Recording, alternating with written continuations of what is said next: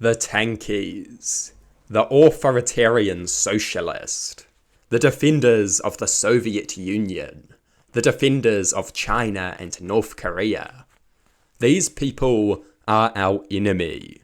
They are anti-socialists dressed in red. Look at their idols. Look at the people they worship and defend. Joseph Stalin, a man who slaughtered and enslaved workers for criticizing him. What is socialist about that?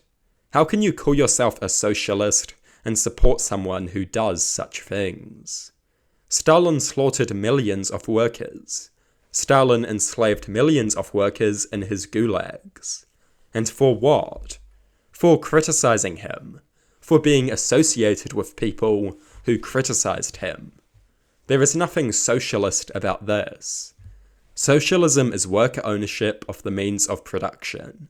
Socialism is worker control of the means of production. Socialism is the abolition of class. This is incompatible with the existence of an authoritarian political elite. No amount of red banners and socialist symbols make Stalin a socialist. Stalin and his ilk are socialist in rhetoric and symbolism alone. The Tankies are the enemy within. They sabotage socialist movements from within. If ever the left succeeds, they will try to hijack that victory and build a new class society. A vicious, brutal class society. That is what the Soviet Union was. That is what China is. When the Tankies defend these regimes, they remind us what they want. A dictatorial class society painted red. A perversion of socialism that tarnishes the ideology and undermines its meaning. Tankies make the left look awful. They push people away from the left. They are a hideous caricature of the left. It is as though a right-winger designed them in a lab. They are an asset for the right and a liability for the left. They make us look awful. The Tankies are the enemy.